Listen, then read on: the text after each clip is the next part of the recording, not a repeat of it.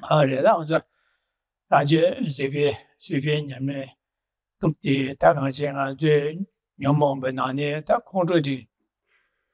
evening. So we're continuing to look at the practice of patience, the perfection of patience.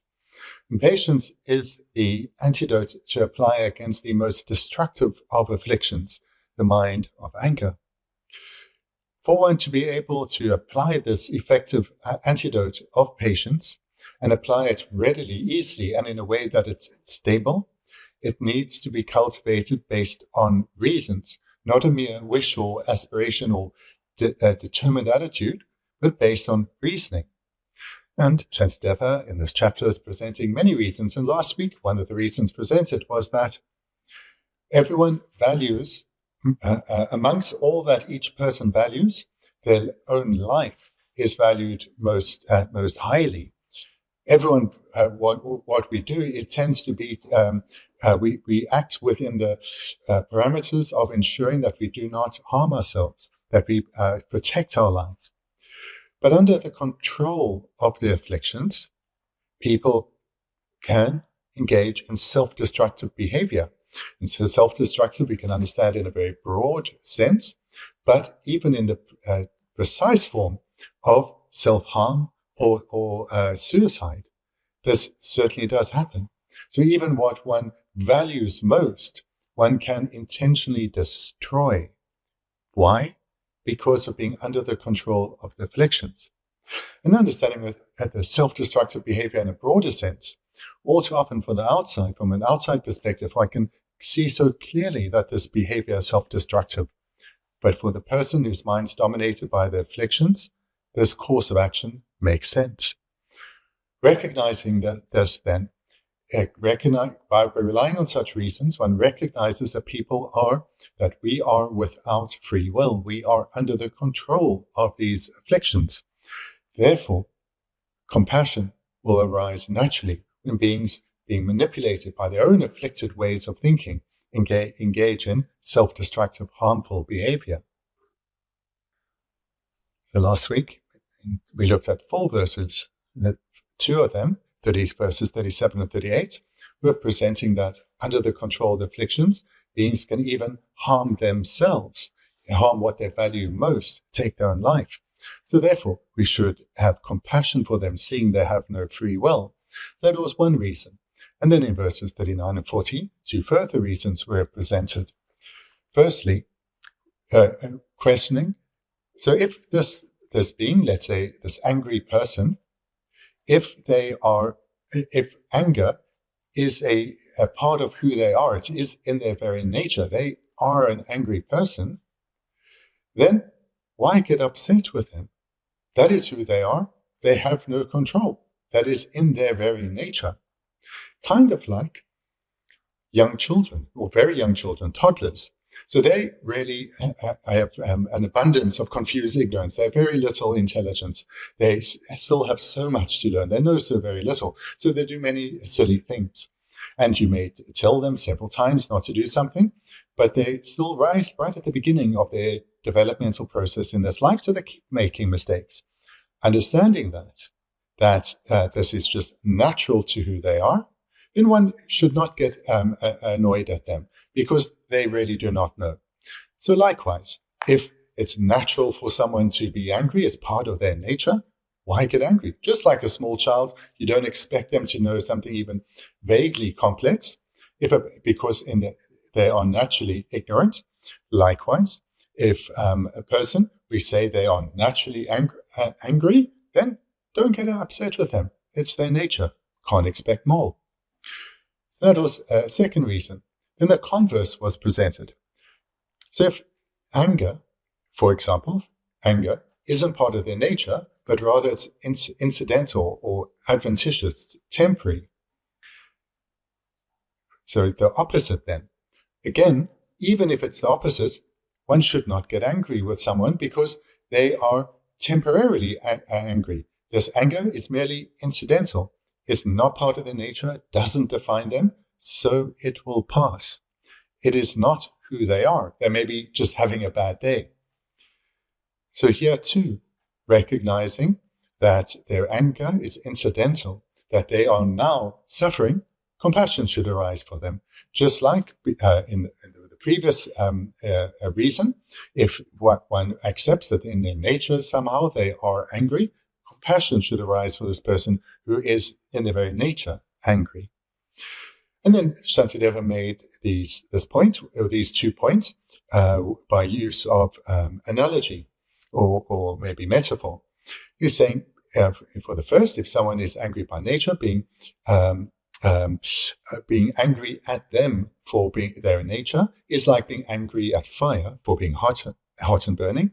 Or if we accept it as just incidental, as temporary, then being angry at someone who's just incidentally or temporarily upset is like being angry at smoke or clouds obscuring the sky.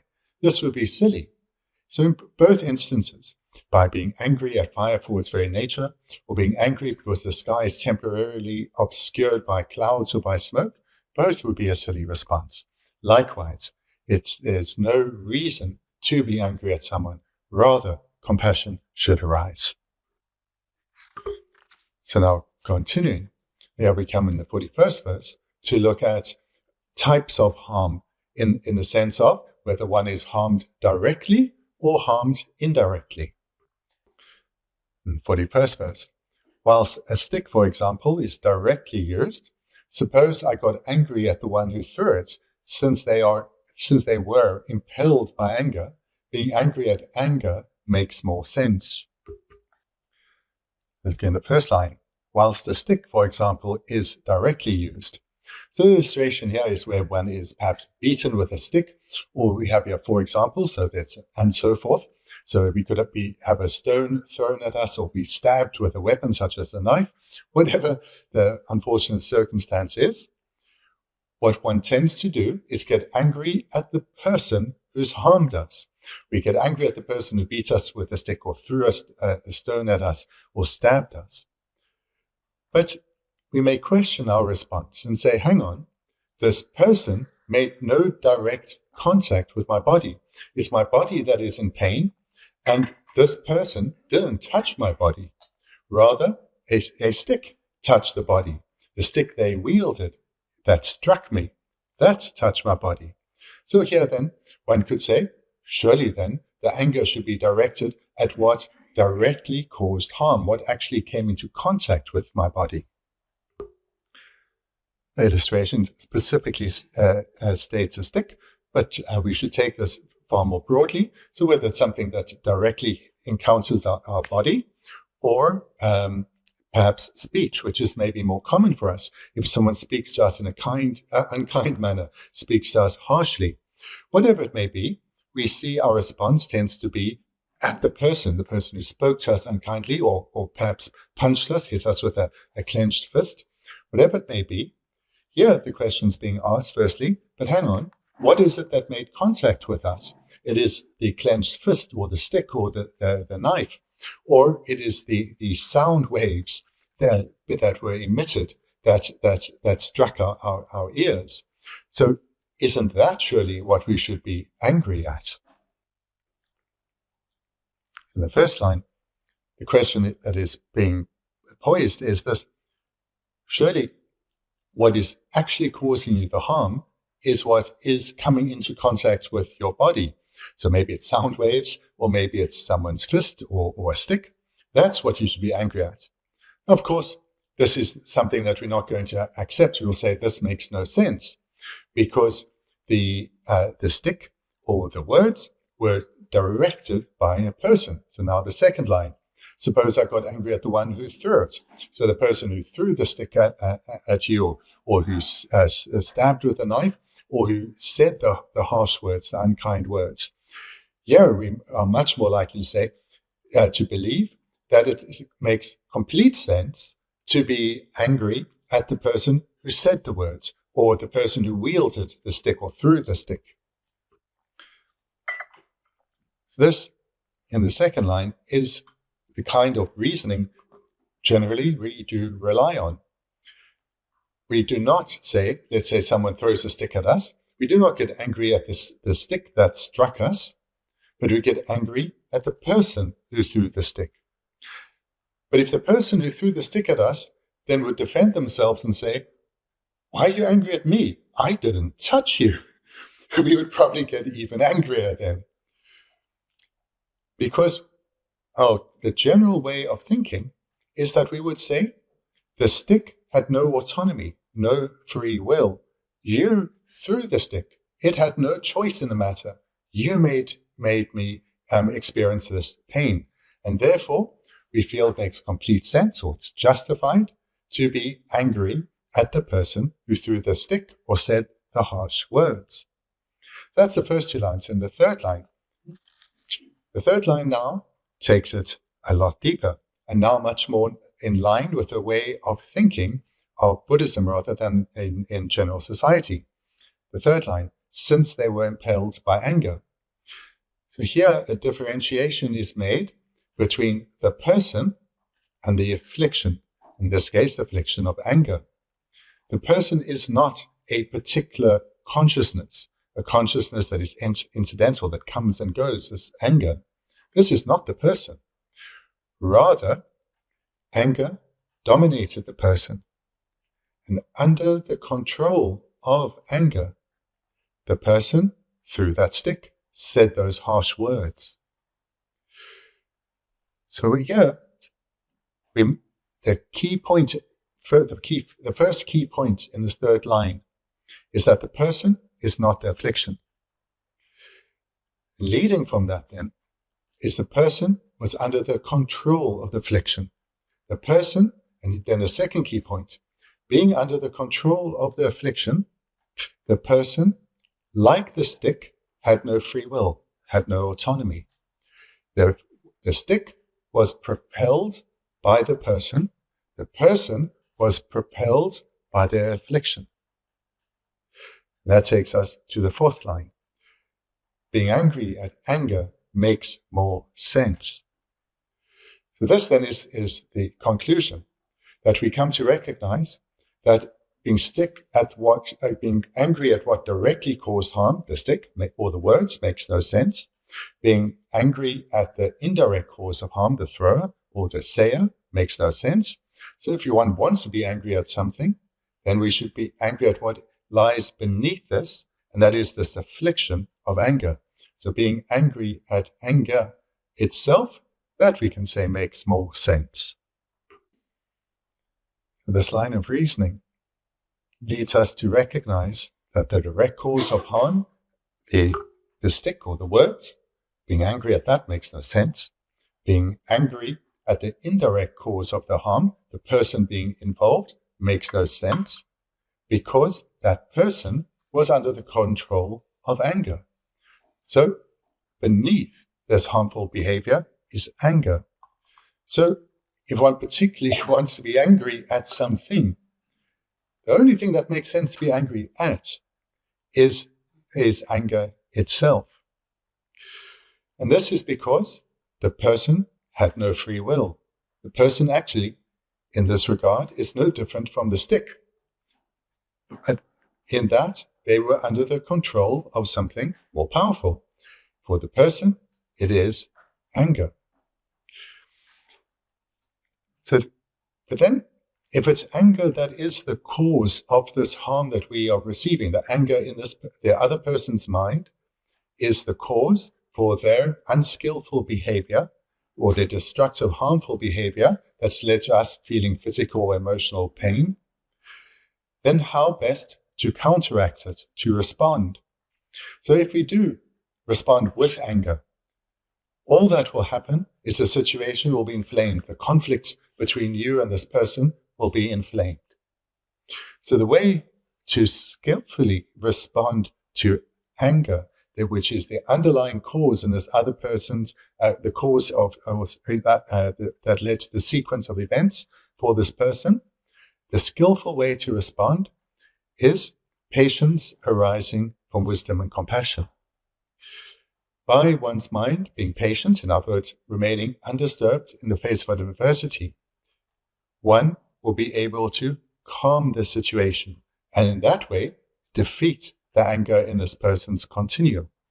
And how to give rise to patience is by using our intelligence, our wisdom, by having gone through reasoning such as this many times, it develops familiarity, and that will enable the mind to be relaxed and compassion to arise for this afflicted being before us.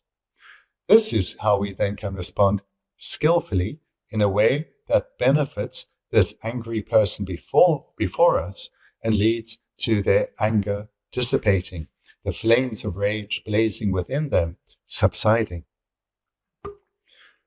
So the 41st verse was presenting direct and indirect, looking at the direct and indirect cause. And now going to the 42nd verse, which is talking specifically about karma. So the 42nd verse, in the past I caused sentient beings harm similar to this.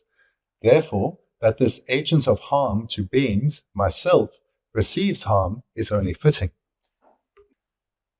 This 42nd verse is presenting that all that is experienced comes about independent causes and conditions, because what is being experienced is a result. Being a result, it came about independent on causes and conditions. So we look at the first two lines. In the past, I caused sentient beings harm similar to this. So if one is experiencing a feeling of suffering arising, an unwanted, unpleasant, ripening result, this is coming about independent on previously accumulated non-virtue. If non-virtue had not been accumulated, this suffering result would not be experienced. So, for example, taking the illustration in the previous verse, if someone throws a stick at us, we know that experiencing this event is the ripening effect of karma that has been accumulated in the past, probably in past lives. If I had not accumulated that karma, I would not be experiencing such a result. And just like in the previous verse, we said, for example, in the first line. So we take it much more broadly than just this physical interaction. When others speak to us in an unkind manner, we recognize that this is a ripening result of karma that we have accumulated in the past. And again, if that karma had not been accumulated, I wouldn't be experiencing that result. And in so many cases, when the results that one experiences, it's not inconceivable that we have accumulated such causes. So therefore, we can recognize that all that is experienced is a result, and therefore has come about independence on us making those causes previously. The third and fourth line. Therefore, that this agent of harm to beings, myself, receives harm is only fitting. So the agent of harm to beings refers to that in looking at the first two lines, that in the past, earlier in this life, in lives previously, I have created non-virtue through doing harm to others. So therefore, I am, the fourth line, myself, the third line, the agent of harm to beings. So that's the meaning of this less common expression, agent of harm to beings. It's just saying that I've created, through doing harm to others, I've created the causes that lead to me experiencing this ripening result now, harm from others. So again, reading the third and fourth line, therefore that this agent of harm to beings, myself, receives harm is only fitting.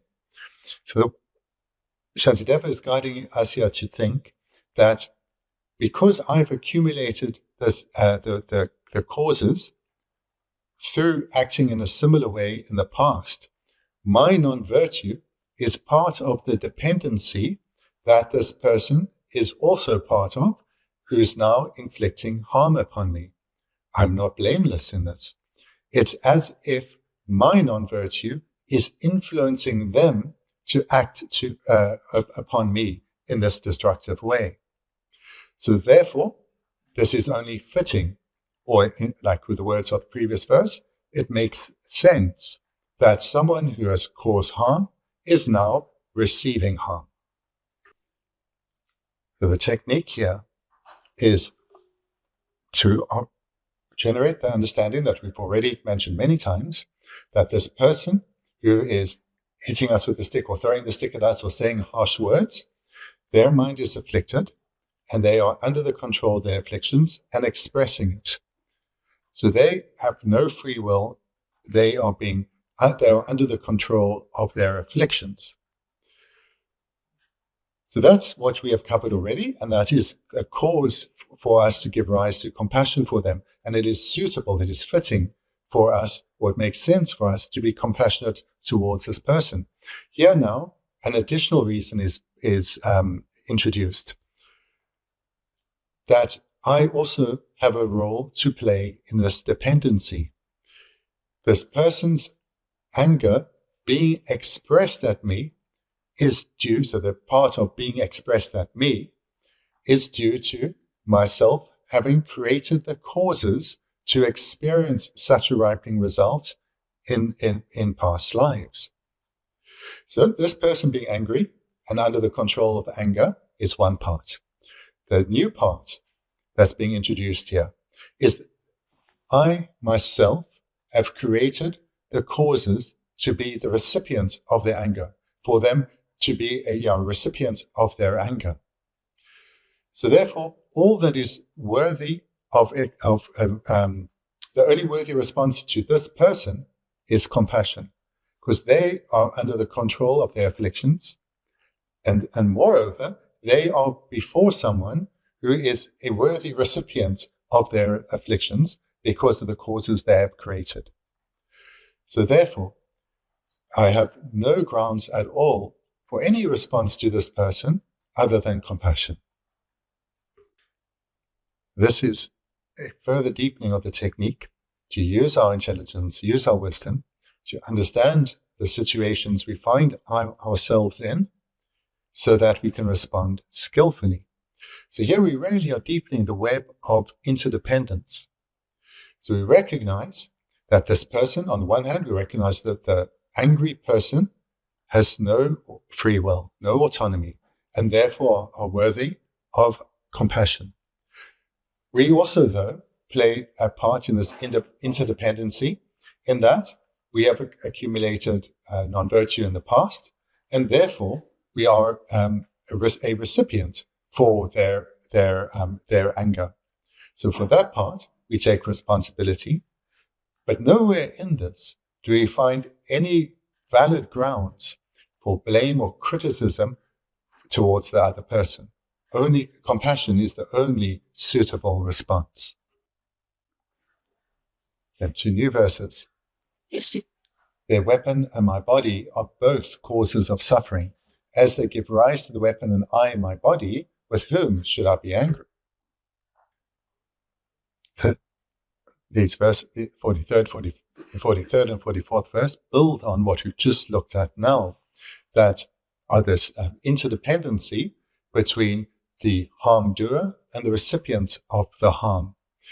To build on our understanding, it is not suitable, it's not appropriate to be angry solely at the person who does harm, or not to place all the responsibility on the person who's speaking unkindly or acting aggressively, but to rather come to understand the interdependency at play.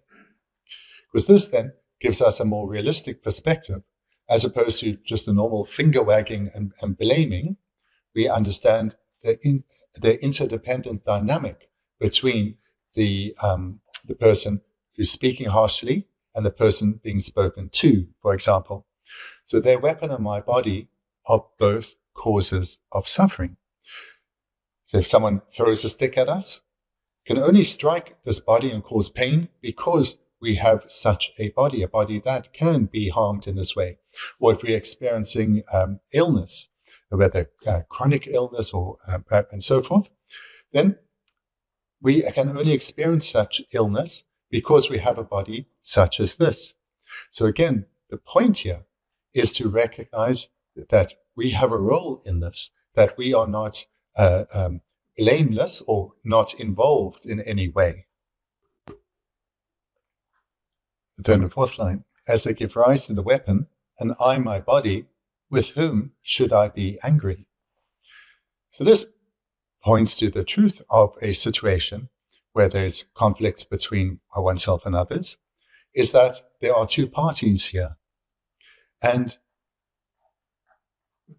when we really look at this well, it is taking us, we've been guided here to look at the subtler levels of interdependency, to recognize that there are many causes that have led to this situation. So just to respond to the most obvious, the one before us, this makes no sense. Whereas if we look deeply, we'll see there's quite a broad web of interdependency. This way of thinking, on one hand, we can say, as it says here, the weapon or the stick and I, my body, came into contact. We both had a role to play. Even if I was just walking along the road, minding my own business, I nevertheless have created the causes to experience this. I've created the causes to also have such a body. So understanding this and thinking more deeply makes us less defensive, deepens our understanding, makes us more broad-minded. It's really driving us to the point that everything happens due to a number of causes and conditions. So to be angry just at the most obvious makes no sense. By becoming more broad-minded, by recognizing the interdependent relationship, we will be less defensive, and therefore it will be much easier to give rise to a response of patience. 44th verse.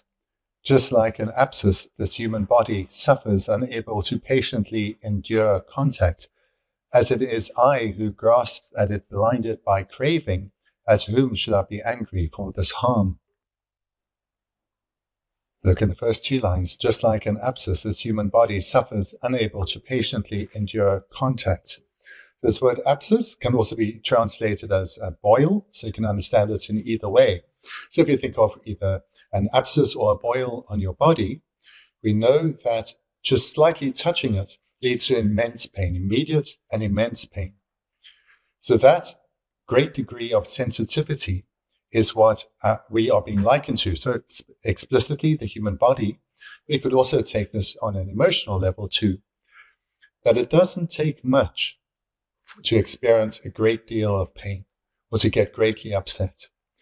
Just encountering a small cause can lead to a disproportionately strong result.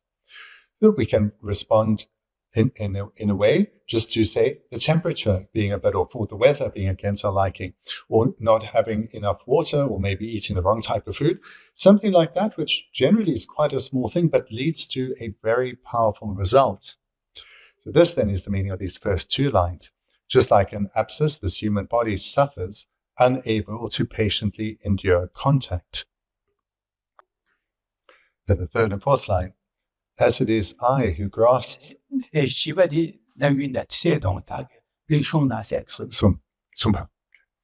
the third line, as it is I who grasps at it, blinded by craving. This then builds on what we saw in the first two lines, that just from a slight cause, a strong result follows. Why do we have this strong result from such a slight cause? Because we grasp at what we're experiencing, blinded by craving. So craving we understand here as being attachment. So we have this strong attachment perhaps to having things go as we want, not having them go in a different way, and so forth. And blinded, meaning we not have intelligence, but rather be blinded by confused ignorance. Confused about, for example, cause and effect. Not understanding that what we are experiencing is merely ripening of causes accumulated in the past. Nothing more. Or to express it in quite a different way, that what is appearing to our mind, we believe it's to exist in the way that it appears. Therefore, seeing it as a truly existent source of happiness or suffering, we grasp, and anger or attachment arise. Grasping at things existing in the way that they appear leads to attachment and anger arising. So this comes about because we are blinded by our confused ignorance and our attachment. So the third line, the word craving, we know from the 12 links, as to the word grasps. The Tibetan word for grasps is the normal word for grasping. And Geshe then said, but it's the same, the Tibetan word, the normal Tibetan word here has the same meaning as the word for grasping in the 12 links. So how it's translated is correct, but it's drawing out then that this is referencing the 12 links, where we have craving, grasping, and then existence or becoming.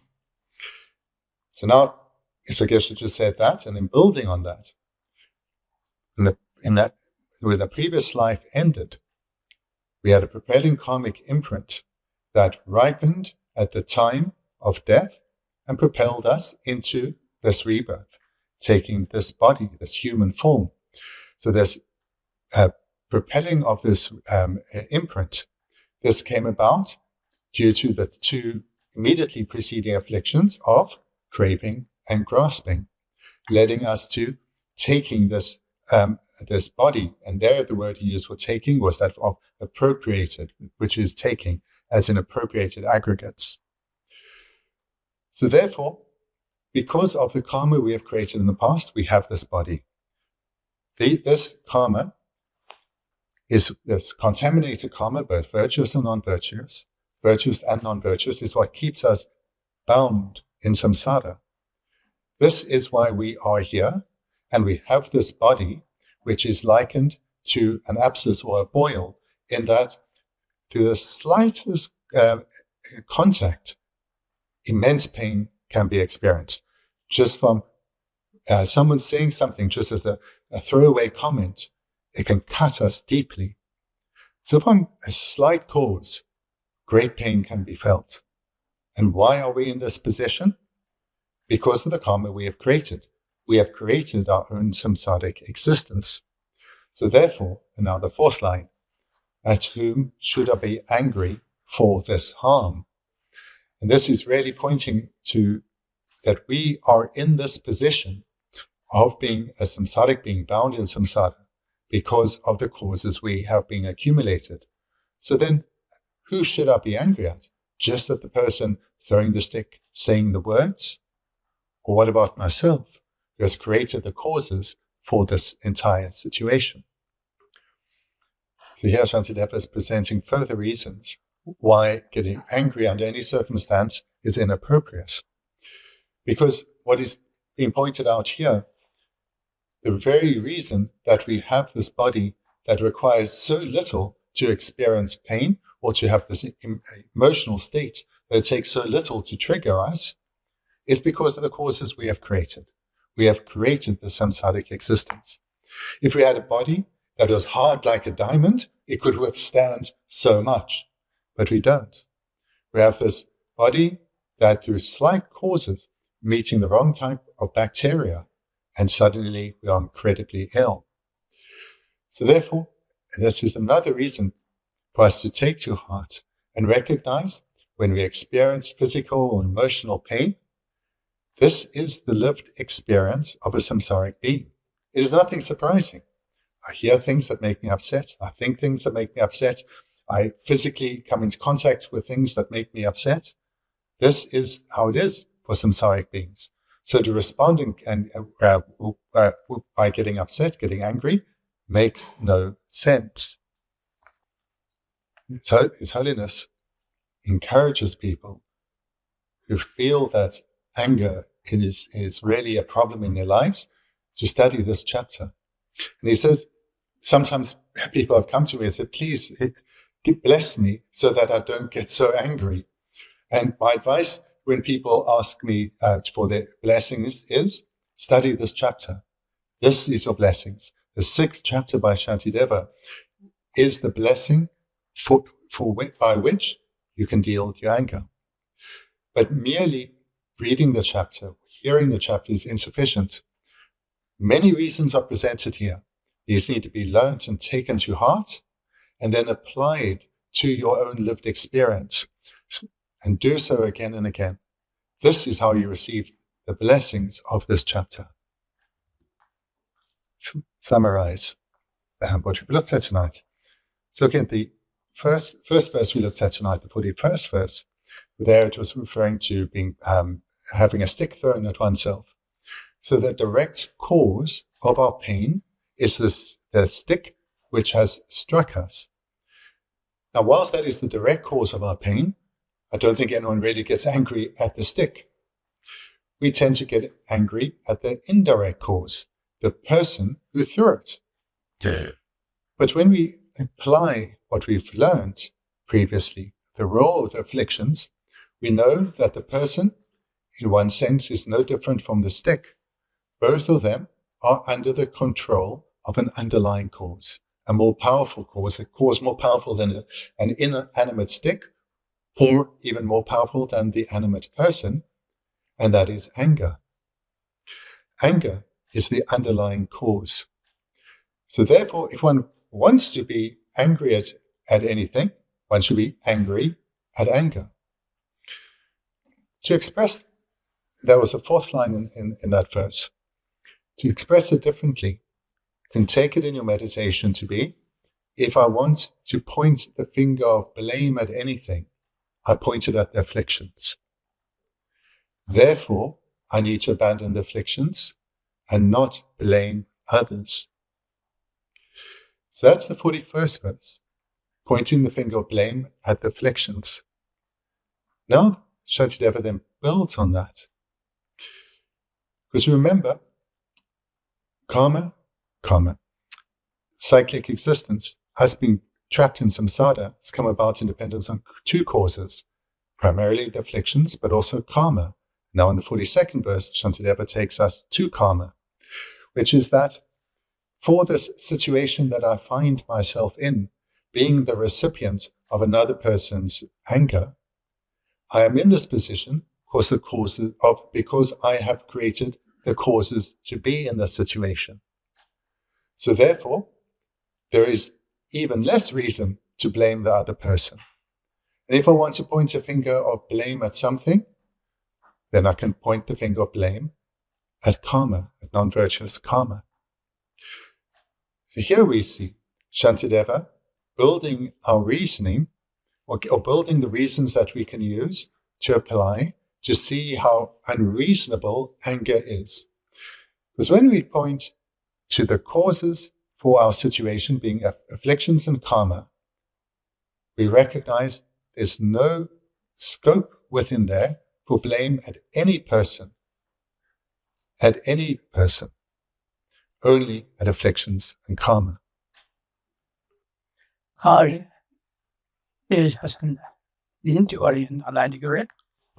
And thank you. We can conclude there. But if you have some questions, then feel free to ask.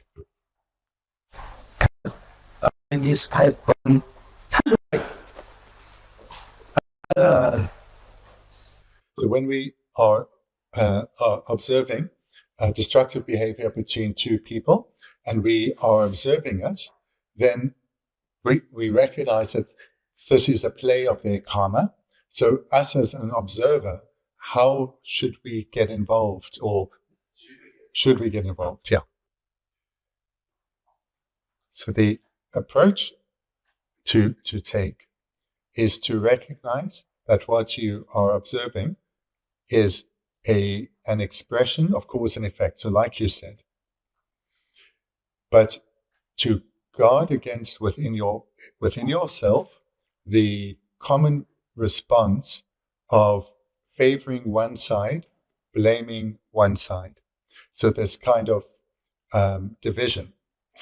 On a one level, you can say there's an aggressor and there's the recipient. This is normal, and just to recognize this is not the point I'm coming to.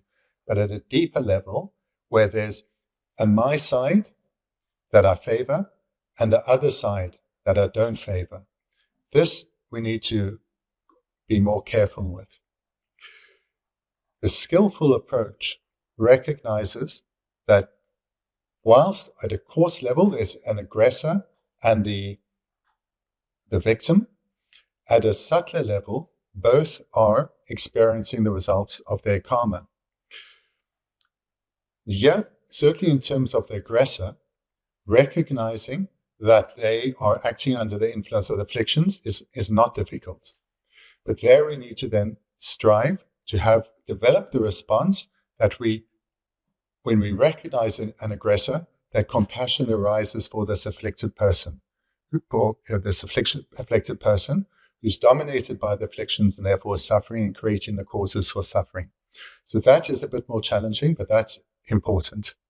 And then in terms of the recipients of the aggression, they are in such a position because of causes created in the past.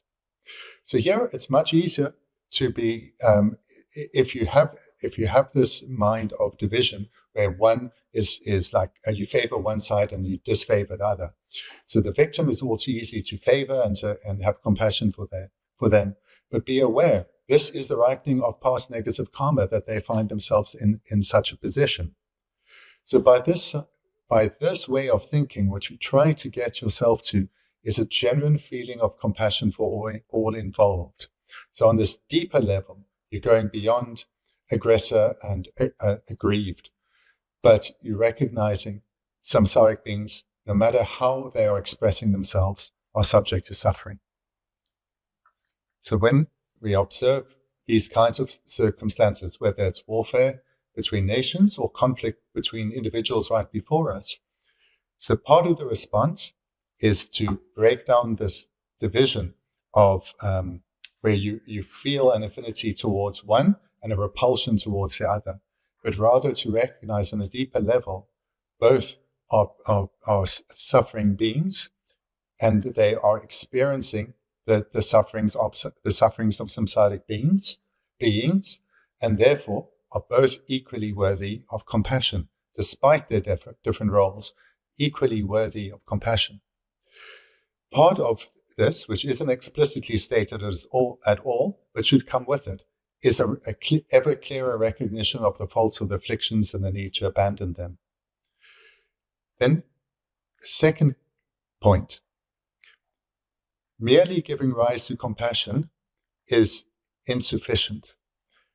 We need to take this compassion and strive and use it to strive in behavior. Part of that may be a determined attitude to abandon your own afflictions, but also, if you can get directly involved, then you should consider doing so. There are many different circumstances, so you need to see what's appropriate there. Your direct involvement may be to call the police or to offer a witness statement or whatever it may be. Or if it's something on a geopolitical level, get involved by means of a charity or speaking with the government, whatever it may be. So from compassion, action should be taken. And that action certainly needs to be in terms of what the abandonment of one's own afflictions, but also where one can take direct action through society, one should do so as well. So it's not merely a passive observing, like if you're watching a movie, but rather recognize that I need to help. And where independence on my capacity, I need to help. Yeah. Thank you.